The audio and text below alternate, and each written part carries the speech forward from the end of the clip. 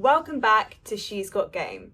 On this week's episode, I'm sitting down with England's rugby star, Zoe Harrison. Zoe was part of the World Cup winning team where they had over 81,000 people attend the game. We're talking about Zoe's time not only in professional rugby, which she started super young at just 18 years old, but also how she found her love for rugby at just 5 years old and how she's become the world's best kicker. I love this episode and I hope you do too. Let me know what you think in the comments below.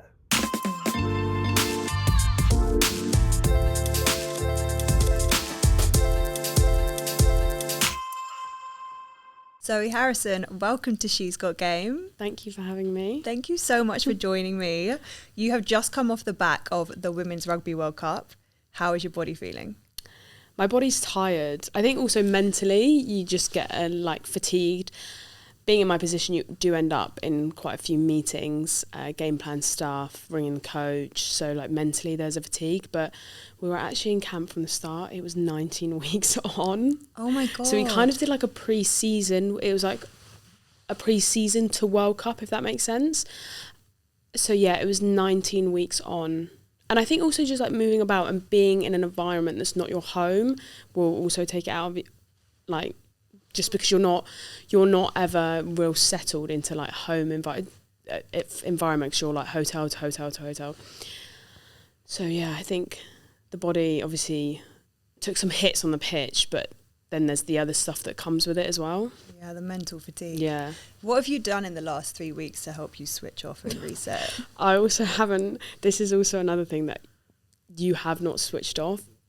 And there was a point where I was I feel weak because we won. So you go out, you have your nights out, you have that week is just a blur. It got to the end of that week and I don't think I was a human. I was having a weird bodily experience. My mind was I felt like I was outside my body. Yeah. So that was just getting to sort of interviews. I was on the One show, getting to different places, but also going out and celebrating. And then I ended up flying to Dubai. And then obviously you carry on a little bit in Dubai. And I think I came back after Dubai and it was straight into training with Saracens. So there hasn't been a break. So there actually has not been a rest, no. Can you take us back to the very beginning? How did you first get into the rugby? So it was when I was 4 or 5 years old. I have 2 brothers, but one's older, and he played, and my dad also played and was coaching him. So the whole family was basically always up at Tring Rugby Club, and it was just, I either stand there next to my mum and annoy her for the time that they're training or playing, or I just join in. And I had a friend from birth called Alfie who was also my age playing. I thought, well, I may as well just go join in because it's just the nice games, touch rugby, but throwing the ball about. So I thought, oh yeah, well, I'll join in, and then kind of just stuck. When did you first realise that you could go far in the sport? I think I was in the England pathway from quite young, but because there wasn't any contracts, it never, until I was 18 or 19, even though you knew you could play for England potentially, you still had that thing of it's not a job, so you think you can get, but I don't know how to really explain that, but because it wasn't seen as a job, it's how far you can play for England, but how far can you really get yourself to? Because if you have to work as well. But I think from a young age, because I was in the pathway, I was well, I obviously do want to play for England. But yeah, there was still other stuff in my mind, what am I going to do as a job? What's my career actually going to be and stuff like that. And it wasn't until I was 19 when actual contracts became available, I was this means that the only thing I have to actually focus on is rugby. I don't have to be... I was actually at uni at the time, and I studied sports rehab. So I was obviously very mentally into that. Wanted to get obviously the best grade, but also had to hold in a lot of information because it's very practical. So it was do that and then go training, but I was knackered because I'd done like 9 to 5 in uni trying to take all this information in, and then you had to turn up and try run around a field after that. So I'd say it was when it got there, then I was like, oh, I can actually get to my potential.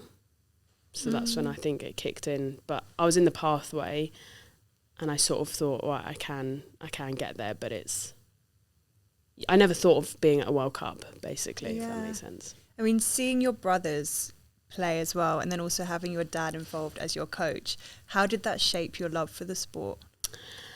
I think from playing it all the time, like in the garden, and it wasn't just rugby, it was also football. The amount of times that we lived opposite a park, so it was like there would be all the other boys as well around the village would turn up, or whoever was there would turn up, and you'd be playing like 5-a-side in the park and stuff like that, or we'd go out kicking, or after the rugby training I'd be out kicking with my brother, it was like always competitive as well, like trying to kick it as far as him and all that stuff. And I think that's kind of where it came from, because it was within the family. It kind of just gets passed on. Yeah. Sort of thing. I mean, my mum was a horse rider, so I did try horse riding for a bit, but then obviously that can get a bit more expensive rather than just taking me to the rugby club. Going to a field with a ball is very different to buying a horse. That's so funny. Having your dad as your coach, did you feel like it created added pressure, or was it really inspiring for you? I don't think it added any pressure, but I think it actually helps because he knows the game. So another thing of like having an older brother, he used to sit me down, go through my analysis, tell me kind of how to play the game, and I think that's actually how I really did grow as a player from stuff like that. But no, there was no added pressure. My dad's quite a chill guy. Like a lot of the girls that I play with now have been coached, so a lot of them know who he is, and I think they even enjoyed being coached by him. So I don't think it was added pressure. Obviously there is a sense of you have to prove why your dad is picking you to be in the team, because you don't want to be that person that turns up and you get picked just because your dad's the coach sort of thing. So there is that element to it, but obviously he would expect a certain game of me to play, but yeah, I never felt like real pressure from him. No, it's funny. So my mum was a singing teacher, and she taught me for a bit, and then we very quickly realised it was not going to work. I think just because of that child-parent relationship. Yeah. But then there is that side of it of almost feeling like you have to prove yourself that little bit more when you are the kid of the coach or the teacher, so that other people then don't think you're just being given things. Yeah, I feel like that's like the only pressure on it. So like you're not handed it just because of that situation. Yeah. That's all I would say the pressure was. I was watching an interview where you were talking about some of the drills your dad would get you to do, where you were having to kick a ball over wheelie bins. Oh, like bins and stuff. Yeah. Do you know what? I actually do a bit of kicking coaching now myself, and I have bought out the bins. Have you? Yeah, oh my God, and they're the same. They're literally the same bins that I used to go down the same rugby club, go there. So I started pulling out the bins the other day I coached a girl called Freya, and I was like, right, we're going to do this drill. It's quite good. Was it to kick it in the bin or over the bin? No, you pretend they're people. Okay. But obviously we were limited to what we had, and there was just random wheelie bins, so you just wheel them out and put them in like you would, the football statues you have. Obviously there's not those lying about around a rugby club. So yeah, we just got the bins out and pretended they were people. I love that. Getting creative. And you know what? To this day, it's like it makes sense what the drill was, because I will use it in a game. That's so funny. I'm picturing your opponents as bins. Yeah, you're a bin. You mentioned earlier that when you were going to play in the park or go and kick about in a field, it was mainly guys and boys. Did you ever realise that there weren't many other girls doing it? Or were there other girls there playing these sports with you? When I played at Tring, there was one other girl that did come up with me, and my younger brother had two that I have actually now, one is actually in the England team with me, and I've played with at Saracens. But yeah, there was a realisation, but it didn't necessarily stop me. I think because of having two brothers, that I was always playing with boys anyway. So it wasn't like it didn't felt that I couldn't be there, if that made sense, because they were also there. But there was there was, because there was times where I was the only girl at Tring playing with all these boys, and obviously you turn up somewhere and people probably, the other boys on the other team probably did target me because I was a girl, and they thought, oh, well. Yeah. How important do you think it is for athletes then to have that change of training or environment to keep you engaged, and how does that then impact your performance? Do you think when you're bored your performance dips, or everything just becomes so subconscious that your performance can stay high? I think massively, like I said, there's going to be a main point that you're trying to do in a coaching session, but say for 3 weeks, let's say something's wrong with our breakdown or something like that, but we're still not getting it, and it needs to be drilled into us. But for 3 weeks we don't want to do the same drill, because then it just becomes repetitive, and it's like, well, it's not working, so why we do, like girls are very much like why to everything. So it'd be like on the coach to be like, just change it up, or even there is times where we do change scene, or we do something slightly different just to kind of stimulate you and keep you engaged, because once it gets repetitive, like, I think people start to clock off. So even a quick change of environment, or even the start of the session, we do something else. Like sometimes we do like volleyball or something, just to get the girls like stimulated to then, oh yeah, everyone's up here, and then it's like, right, we're into this, but you need to be focused. I think just adding different things, or even making things in training competitive. I think that's what has to be done. But there will be times where naturally people, it ebbs and flows. Like you get tired anyway from like playing games, and then you think, oh, I've got to turn up and do this again. Like it will be difficult, but you are an athlete. It is your job also to be doing this, to be there. You can't just let things slip as well, and you know that. And as I say, if you're an athlete, I think you have a competitive side to you, and you want to win, and you need to put in the small stuff to be able to do the bigger stuff. So that's kind of my mindset. Like you turn up to skills, and although it's like, you know, quick 15-20 minutes or something, do that seriously, because if you're not passing seriously, then you're not going to be passing seriously on the pitch, and that's where you need to shine to be selected for things like England, to then win the Premiership, because you need to give that last ball away, stuff like that. Like that is the small stuff that takes you into the big stuff. So although yes, it's like coaches do say it, don't get bored of the small things, and I think actually as I've grown up I've really realised that. Because I'm also a kicker, every week I have to see the same kicking coach. That sounded really bad. I actually really like him.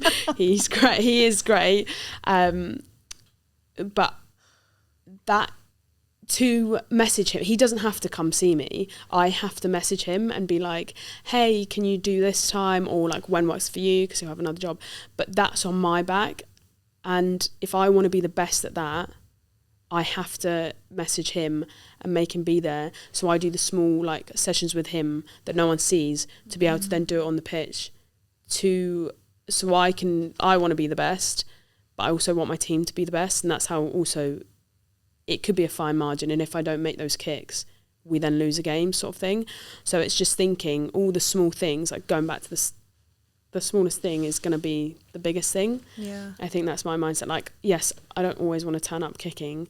People are like, oh, I've been kicking since I was like 12 or 14. Like I used to do one-to-ones. Like I've gone through different coaches, but since I think I was like 14 or something, like every week, unless I've been on a holiday, sort of thing, it gets repetitive, it gets boring. But I've noticed people then come out, I don't want to be like talk about myself, but people will mention my kicking game and how good it is and how it throws off the other team because they aren't able to do that. But it's like, I've done that since I was 14. People ask, how do you get the action? How do you do this? I was like, that's now 13 years of doing that.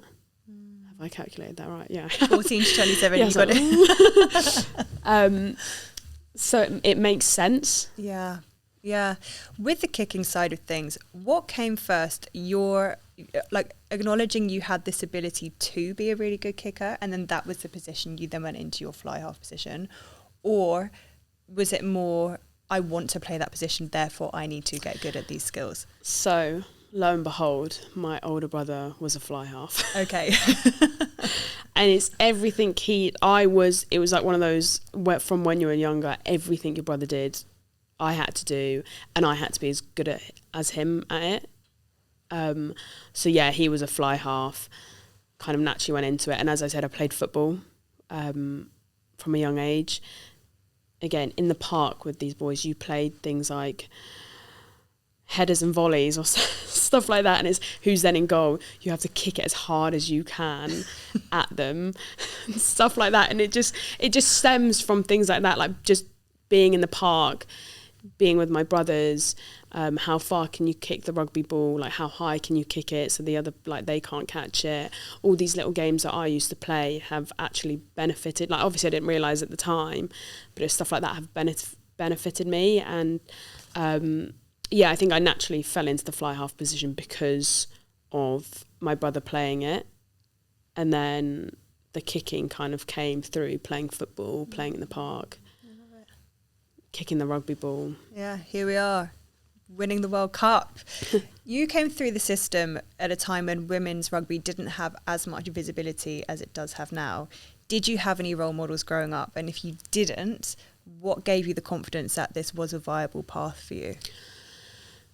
So I actually, there wasn't any role models. I didn't watch women's rugby. This is the honest truth. I didn't watch women's rugby at all. I could only watch men's. Even when it came to even the World Cup before, I think the only reason I watched that is because I went to Hartbury College with one of the girls, or two of the girls that were playing in the one before. So I kind of flicked it on because she was one of my friends, one of my really close friends. So I was like, oh, Meg's playing, like, I'll watch it. But other than that, I didn't have that, because I was like, that can't be a job. There wasn't that extra invested interest into it. And the years before that was just, didn't watch any of it, if I'm totally honest. So there was no role models in women's rugby for me. But I wouldn't say I really had like a super role model. I've never really had that. But I would have watched the men's games because they were on TV. Obviously, brother's watching it, dad's watching it.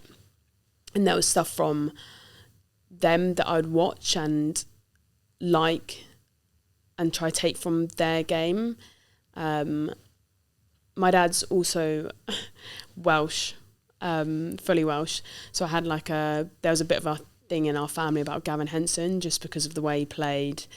It was quite fun. It was quite flair. He also, like, obviously did his hair. He faked tanned. And then obviously being a girl, I was like, yeah, that's so cool. Like, he looks good.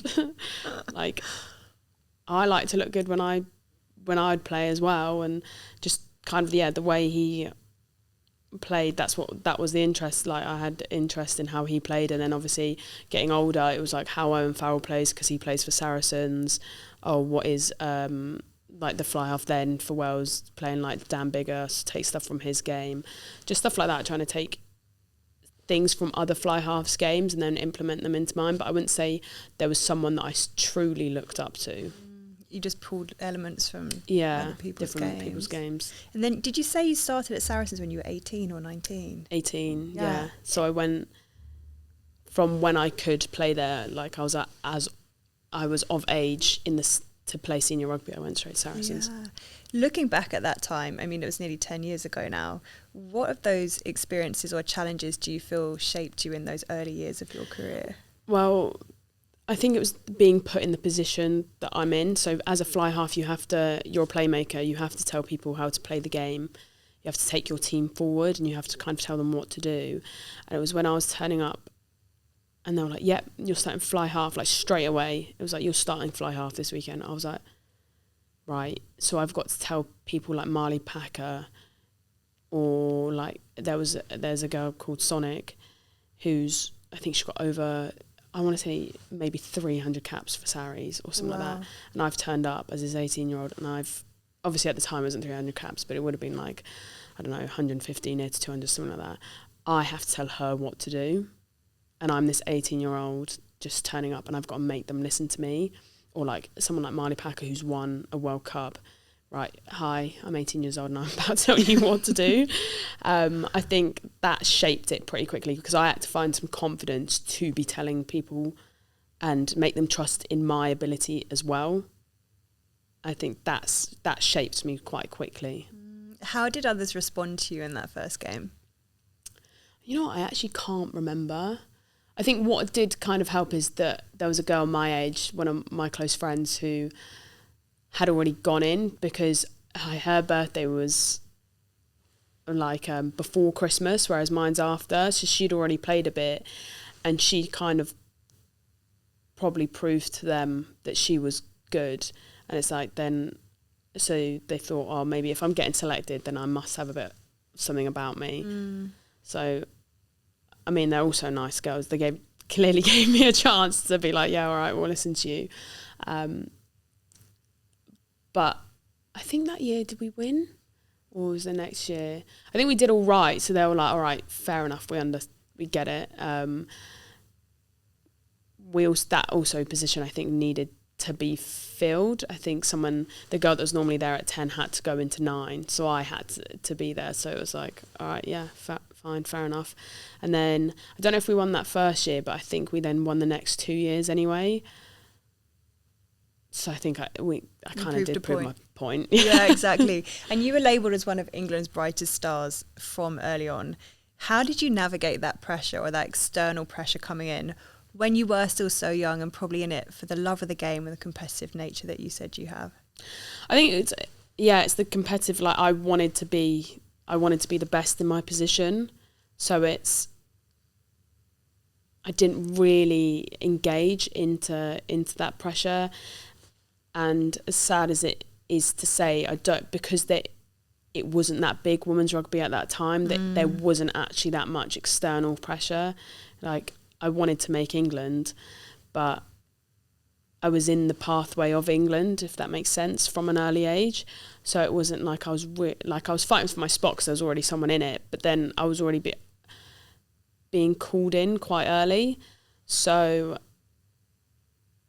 yeah, there wasn't me like really fighting to get into England, and there being the pressure of getting, like, I was kind of already sort of into it.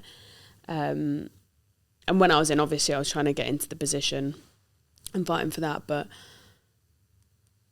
as I said, because it wasn't as big, you don't have things like social media looking down at you. Like, you look at the young guys coming through in football, which is massive in this country, but it's like spread across BBC Sports, like news and all this stuff. Right? We didn't have that, so it was only, I was only trying to prove myself in England, if that makes sense, not to something so external. Yeah, as you've grown, and perhaps maybe I always wonder if you start at a really high level young, that you're almost oblivious to this external pressure. It sounds quite bad, but or maybe I just deal with it by like not engaging into it. That actually might be it, because I'd already played at under 20s. There's something that's expected of you when you're playing for your country anyway. You have that pressure. You want to be the starting person in that position. You want to win, and that's just a bit of pressure anyway. But yeah, maybe because it was like of such a young age that I'd been through the pathway. I'd got up there, that I didn't really feel it as such. Like, I felt it obviously just in, like, when you're in camp trying to fight for your position, but that's so like much. Just trying to prove yourself of why I should be in that. But again, as I say, like, there wasn't the news outlets. We weren't on TV really that much at the start, so it wasn't like that sort of pressure. What is it like now? Yeah, there's a lot more going on now. Do you know what was nice to see playing at Saracens again?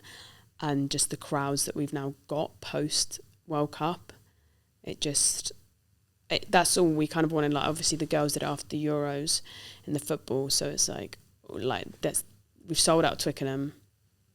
are we going to get it back at club? And it showed that we have now got it back at club. Yeah, that's amazing. I mean, okay, let's touch on that really quick, because what was it? 81,885. That's how many people came to the final at the World Cup, which is incredible. I mean, it should have been happening for a long time, but the fact that we're there now is amazing. Yeah. What did that moment mean to you? It was the walk-in to the stadium, and like the bus coming in, and then there's just people all sides of the bus all the way into, like, you walk in like over 100 meters or something like that, and it is people screaming, drums banging, like horns, flags waving, everything. You looked up at the stands and everyone had come, or like off their seats from inside the stands and come to the like the stairwells and stuff that you can see out onto where we were walking in. They were just covered in like people everywhere. And I think it wasn't when you're in there, you kind of not black out to it, but like you're so like in the game that you kind of don't realise what's outside. It just looks like colours, unless like you stop for a minute and then you like look up and you're not engaged in the game, and like if it's a scrum or something like that. But when you're playing, you're not, it's kind of just goes to a blur. But that, like walking in, so like some of the girls cried. Did they? Like when we got into the coach, they were like, that is what we've never had that, and it's like what we've been wanting for so long, and to see that many people had come and support us in the final was just like, whoa. And also it just like, this is what it should be. Like, we're professional athletes, it's a final of a World Cup, like this is real and this is it. And I think, yeah, we finally got it and we could see it and it was there. Like, whoa, like it just like a sudden moment. Like, we'd obviously, a lot of us have been playing since we were 5 years old, or someone joined at 12, 16, but for so long it's not been like that. And then it was like bang, sudden explosion of it. What was it like in the locker room before you went out onto the pitch for that final? Obviously I think there was a bit of nerves about people, but I think there was actually excitement. There was quite a lot of excitement in there as well. We knew what we needed to do. I think we had just some sudden edge about us all of a sudden. Like, yeah, it's the final of the World Cup. A lot of the girls had been there in the last one and we didn't win it, but there was some sort of edge that suddenly came about us. And it's like, you didn't even have to say anything to get people going. Like, they were already there. That's the thing, because it was so close, the previous World Cup, wasn't it, in New Zealand? So for those who don't know, England got to the final. Haven't we been in every single final of the Women's World Cups? We've been in at least 9, which is incredible. And I think there's only been 10. It's been going for 40 years. Or maybe there have been... Don't ask me that question. Anyway, back to it. We won't talk about stats anymore. And we just lost out in the previous World Cup. Did it feel like a bit of a redemption final?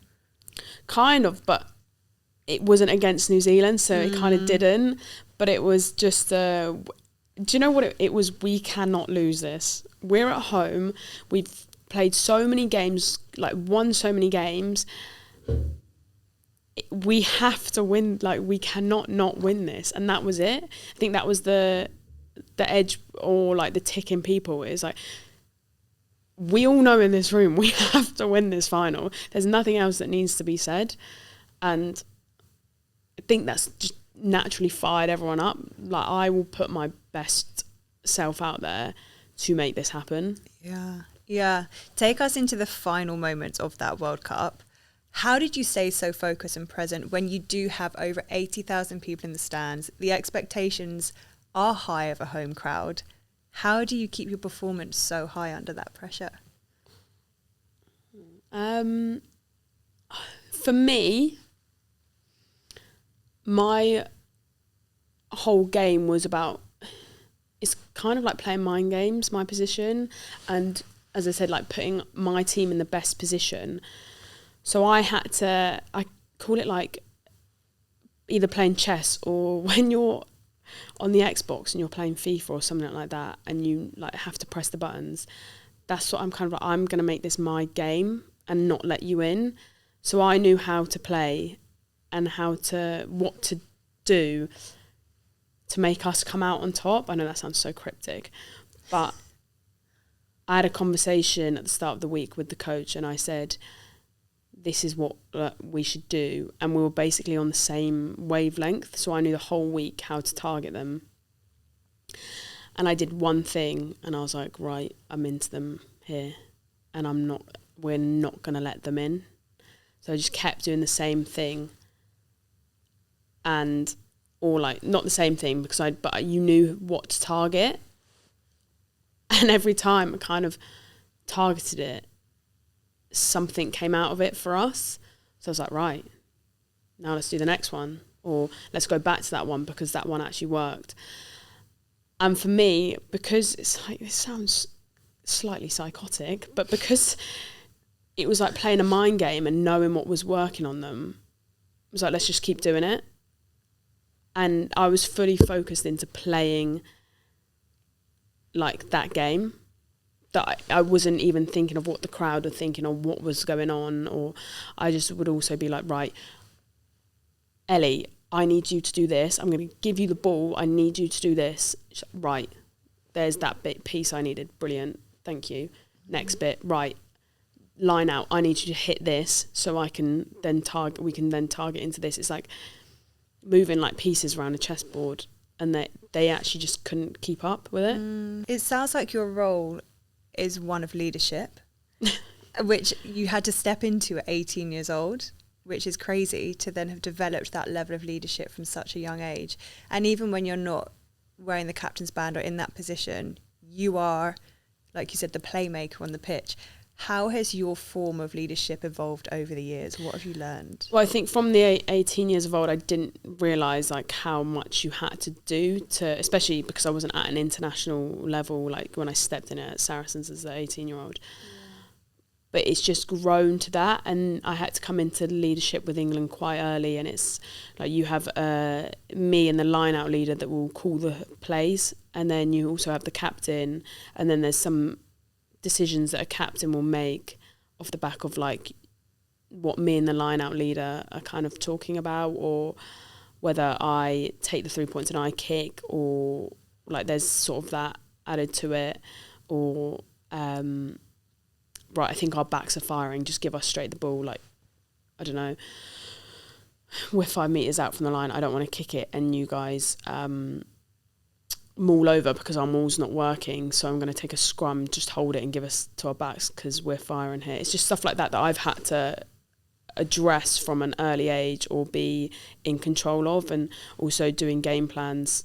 What was I at the last World Cup, like 23, 24? I had to do that back then in that World Cup as my first World Cup. So I think it was because I got put in these moments and exposed to them so early that it's built on that. And it's forced me into doing it. Yeah. And obviously you can't shy away from doing stuff like that. You've just got to go fully into it. And there are obviously people that help around you. Like I said, I had to work with the line-out leader, Abby Ward. She's older than me, so obviously I had her being with me at the last World Cup and this World Cup, and we've worked really tightly together for years now, which has been really helpful. But in the first one I had Sarah Hunter as the captain, who'd been there for years. So yes, I'm the youngest, but like they were feeding into me, I was feeding into them. It's like creating that bond and trusting each other there. And then obviously in this next one I still had Abby, but then we had Zoe as the captain as well, and I've played with her for quite a while now, that she would have some invested trust into me to listen to the calls that I'd make. Other than experience on the pitch, how do you develop that level of trust with your teammates? I think because, on the pitch you have respect, like for someone who plays well and does that. But I think then obviously off the pitch you have to have a certain level of respect to them as well. Yeah. So obviously you don't all have to be friends and all of that, but if you have that level, like human to human, and you get on with them, then there's going to be natural. But a lot of the times we all ended up hanging out together constantly. So people are like, oh yeah, you have the day off, but it's like someone's found. I remember when we were at Brighton, we played, there's some random sauna outside that someone found, and it's like, right guys, message these people, who's coming, click like the message. And it was like every week there was something like that. And then because it's like what is there to do? Oh, like we could go shopping, but we'll do that later. So we all ended up at this spa thing together, and then you spend like the whole morning together again. That's like off pitch, and then that sort of bonding, and then obviously you go about doing your shopping or do whatever.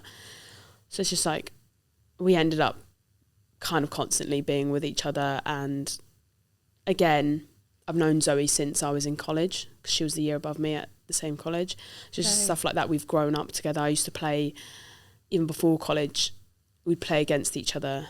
And because not a lot of girls were playing rugby at that point, you just knew who each other were a lot, especially if you were in the pathway or if you were a good player, you kind of knew who each other were. So I think from a young age we've just known each other, so it's naturally kind of built as well. Yeah, I had a coach on recently, she's a rowing coach, and she was saying how the most important thing about coaching is actually the relationship you build outside of the sport, and just building that trust and connection with your teammates.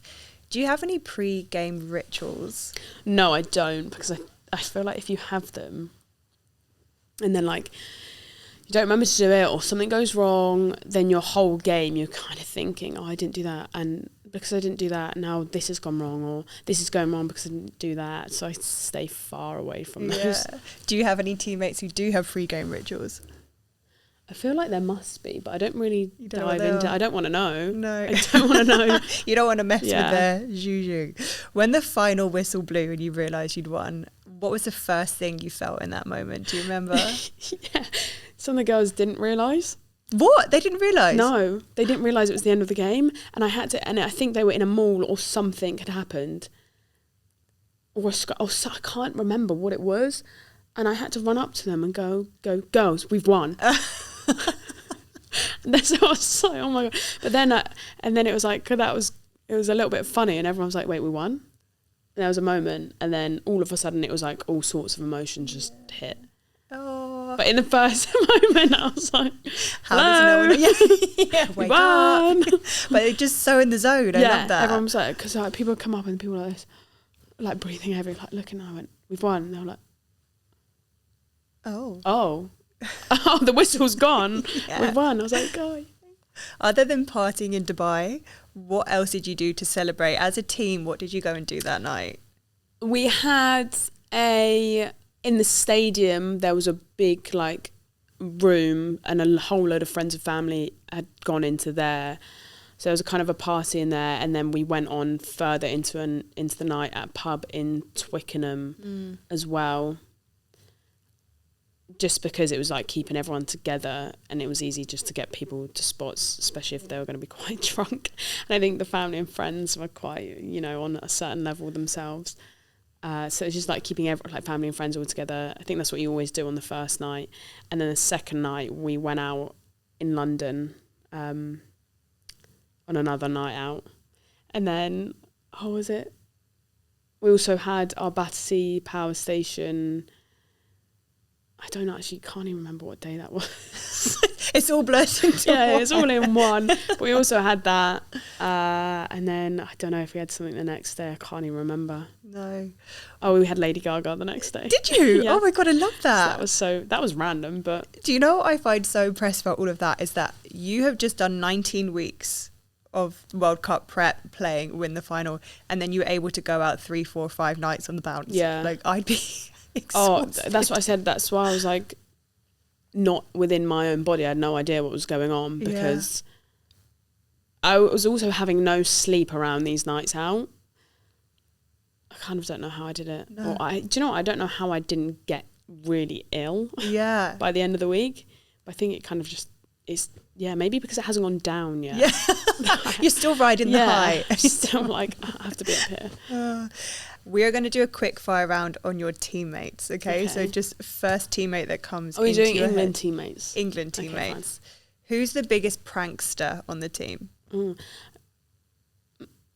Maybe Hannah, but we don't really do pranks. Like, we're actually not a pranky team. No. That surprises me. Because I wouldn't even say Hannah. We actually don't prank each other, Don't really. prank each other? No. Watch the next season. Let's see if someone becomes a prankster for I the really hope Lions. they don't. I don't like it. I'm not into that stuff. Who's the most competitive in training? Everyone. Everyone's an athlete. Yeah. Take it. We also had like these mini games, and there was four different teams, and everyone became so competitive in them. So that's what I'm saying. Like, it became so funny because we'd jokingly be like, "Oh, you've knocked it on," or something like we'd wind each other up in them. You're so in and it. get so competitive in them. So that's why I'm like, I can't actually remember because all I can think of is that, and it was actually just like constant, like you're out of breath but you're still trying to wind each other up or be the most competitive. So I think everyone would take it. There's also a very safe answer because no one would take anything offensively. yeah Nobody singles no I someone don't out. think they would mind. I think being competitive is great if you're an athlete. Yeah. That's what you should be. Who's the most likely to forget something really important before a match? Ellie. Who would survive the longest in a zombie apocalypse? Amy Cocaine. Who's the one you trust to keep a secret no matter what? None of them. Who's the quietest off the pitch but surprisingly loud on it? Lucy Packer. Who's the most likely to be late? Ellie. She comes in on the minute, so it's not late. So she's like, I'm not late. But yeah, fair enough. But it's not late. early. We're not late, but you're not early. Who's the most stylish off of the pitch? There's a few. Hannah, Ellie, Sadia. I'd like to say me. I mean, I will give you that. Thank you. Based on today's outfit. Who's the go-to teammate for advice outside of rugby? Maybe, Emily Scarrett. Good one. Who's the class clown? Hannah. Who has the best celebration? Amy or Hannah. Was it Hannah who saved the knee slide until after you'd won the final? She did it in the change room. She did in the change room, yeah. Put loads of all the drink on the floor and she slid in and she nearly did my ACL again. She slid straight into my knees and I was like, Hannah. Oh my God. If you could relive one season or moment in your career, so this isn't quite teammates, this is now about you, which would it be and why? I think the moment's going to be the World Cup, isn't it? Season. Oh yeah, I think last season. Overall, it would have been nice to win the Prem. We got to the final though with Saracens, but we did Six Nations, got to the final with Saracens, won the World Cup. So it's a pretty big season. yeah. Pretty big. When matches don't go your way, how do you process that? Not great. Not well. We had quite a terrible one last week. But it's then going through the footage and seeing what you could have done better, or like how can I show, for me it's how can I show something to the team to be like, oh, if we did this differently here, or if we got back quicker here and got into this shape, this could have formed sort of it. So it's like going through the footage, trying to be better myself.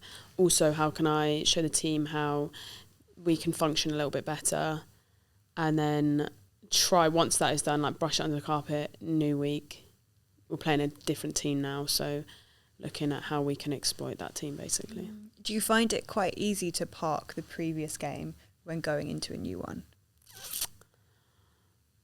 Yeah, sometimes, like if we've actually played like well in that game and there's stuff that's come out of it that we're like, okay, well we did do this well, we just maybe needed a front up in defence and we just need to check that and look at that and be better. But with last week, like some of the stuff was like, it just wasn't an all-round good game, and normally we don't have those, so that one was quite tough. But we fired up this week, so I feel like that has been parked. Yeah, very much so. Brush that one straight under. Other than the World Cup, are there any other moments that have really shaped your career that you feel like are less spoken about? Before, I don't think this would have been spoken about by other people, but like to me it was a proud moment. Everyone was like, okay, what is your proudest moment? And loads of people would say, oh, my first cap for me. But mine was like, I was 24 and I was in a final of a World Cup, and again being in the position that I was in with other people that had already won World Cups, people who had had over 100 caps, like being in that final and starting in it and being a leader for me was one of the proudest moments. Okay, it didn't go our way, but the score was so close, and I think on another day that was 100% ours, because we were winning most of that game and we were down to 14 people within like 10 minutes. So I'd say like that was one of the biggest moments, I'd say, before winning. I mean, that's pretty mega. We touched on it earlier, didn't we, when we were talking about that final, but to have done that with 14 of you on the pitch instead of 15 and to be winning for the majority of the game is incredible. Having played through such an exciting era of women's rugby, what are the biggest changes you've seen and what excites you the most for the future? The biggest change is the amount of girls we've brought in, and the fact that the final was 81,000. Like, how can we keep that coming back and having more girls have an interest into it? So if we keep crowds like that, if we keep the social media going, how does it attract girls that might not even really know about rugby? Yeah. What still needs to evolve in order for rugby to meet its full potential? I think it's going after girls that you don't think, well, and boys that you don't think you need to go after, if that makes sense. So, again, the people that don't really know about it or don't think it's, I don't want to say cool as such, but like, how do you make it cool so people are attracted to it, if that makes sense? Or how do you make it such a big thing that other people like see it who wouldn't necessarily see it, and bringing those in? Because I'm sure we've had so many sporty girls then get attracted to it, like if they've played like netball, hockey, football, whatever, they'd kind of see it, and then they're like, oh, I'll give that a go, sort of thing. But it's the girls that don't really think of sport. How do we get them? Like, they don't necessarily even have to then play it, but it's making them want to come into the game or having an invested interest in a team or a person that plays that sport. For sure. I mean, I think that's it, isn't it? It's just showcasing people that this is an option for you. Whether you end up liking it or not, this is something for you to try. Yeah. How can we continue to put female athletes on a world stage, and even more so than they've currently been done, to encourage more of the younger generation, particularly girls, to get into sports like rugby? Yeah. Well, I wouldn't even say it's like, also, you don't necessarily have to play rugby. It's just all the women's sports, I'd say. Yeah. But also, obviously I haven't been to school for a long time and I don't really know what goes on in schools, but even when they change it that girls could then play football, because I remember I was only hockey and netball or athletics, so it's like, can they make it that there's an option, or that you don't have to follow a certain sport for like 6 or 8 weeks or a term or something like that.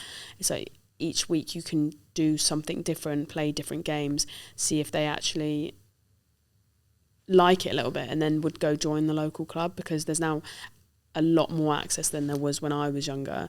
There's a lot more local clubs playing, so it's not as, you don't have to travel 45 minutes to an hour. It's probably like 20 minutes maybe, or something around there, that if they play it at school will make it a little bit more visible, then you would think of joining your local club and stuff like that. Yeah, I was the same as you. It was kind of the boys played these sports and the girls played these sports, and we very rarely cross-pollinated. It just wasn't a thing.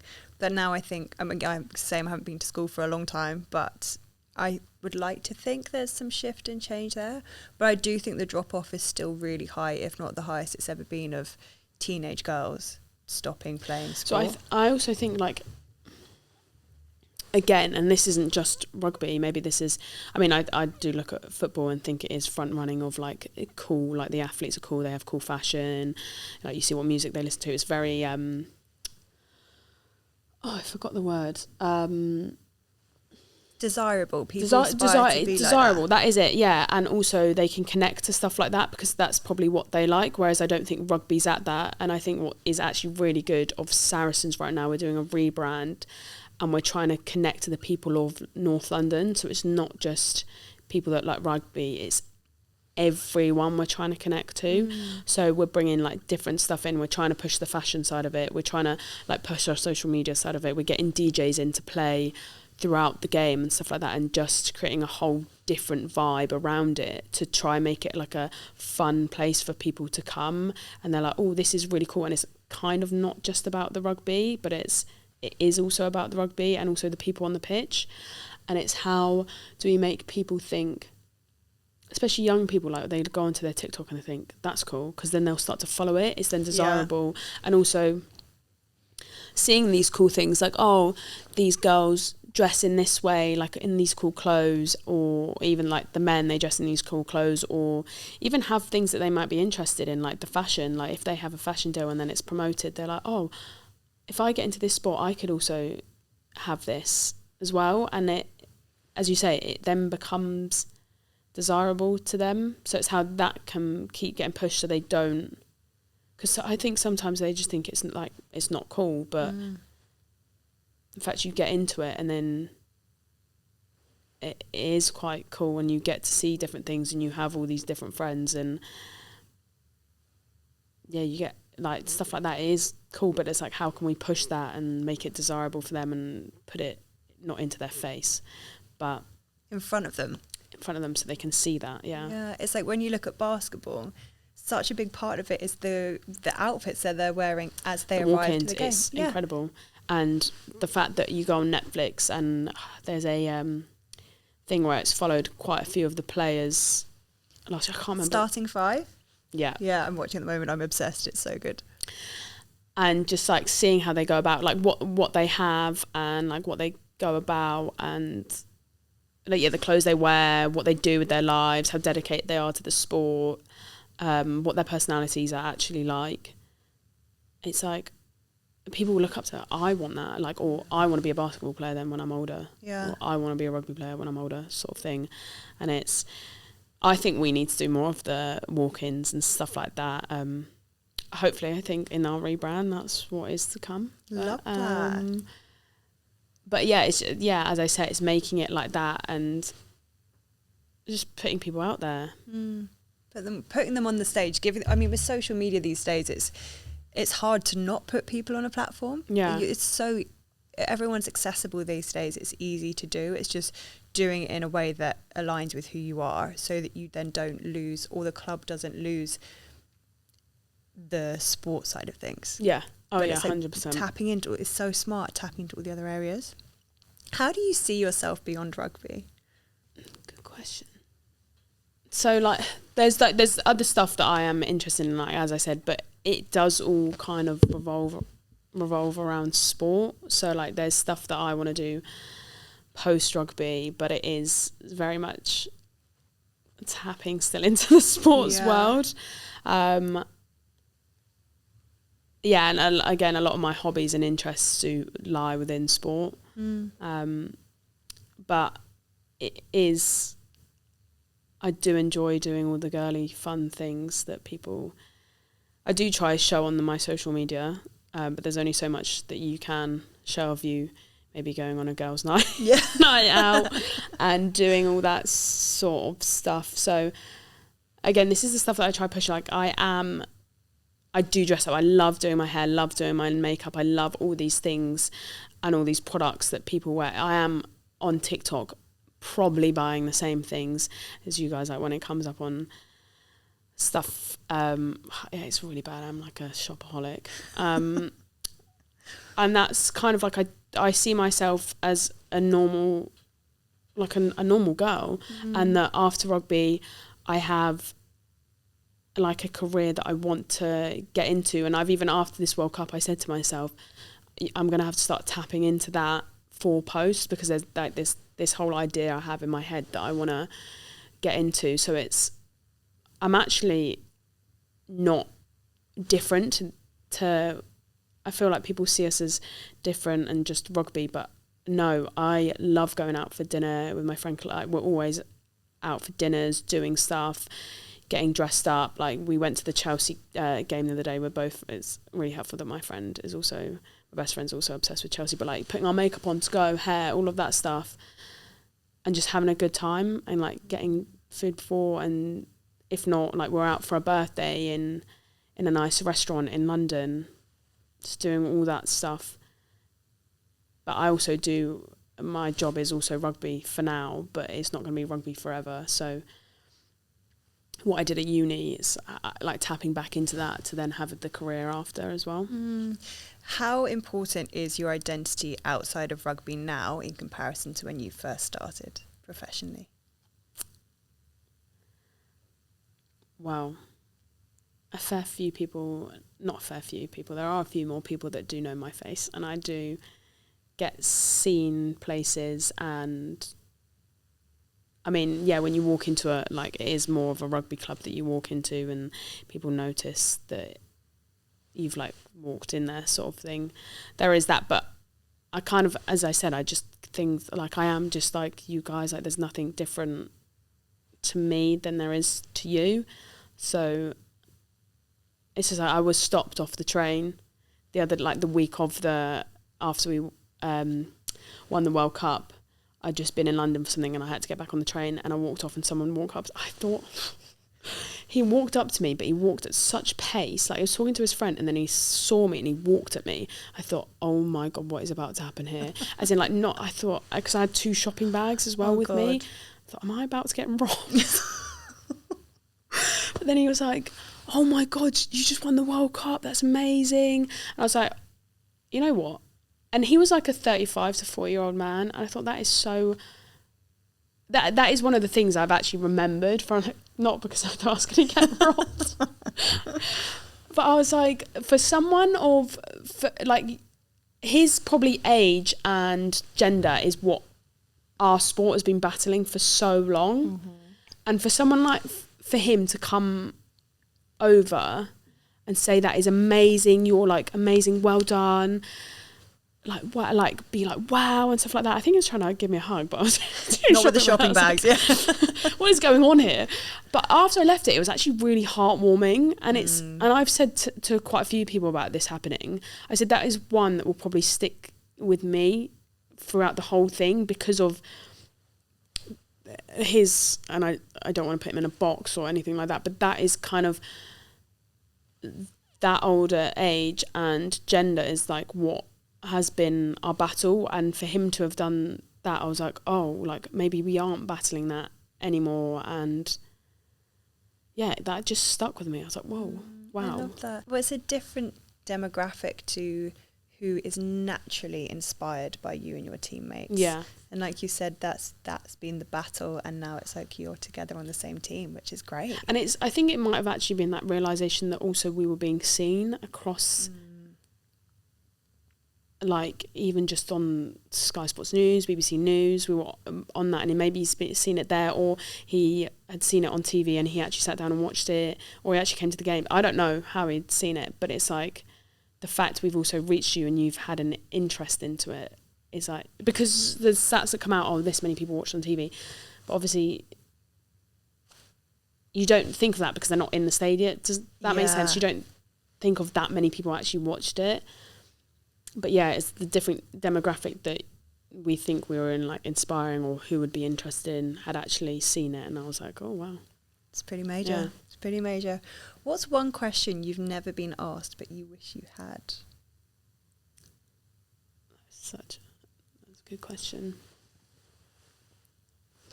You know what? It's always like those quote ones, because you see people do it online, like, oh, what is like a quote, or what is something that's stuck by you? I've never really been asked that, but I actually don't want to be asked that because I don't know. I'm like, you know, when they come out with something and you're like, oh yeah, that's actually really, that's so good. Yeah, but there is something that, right, this is actually just so on topic, off topic, but I do coaching, and you know how everyone says, especially in team sport, girls, you need to communicate, you need to, like, it is that.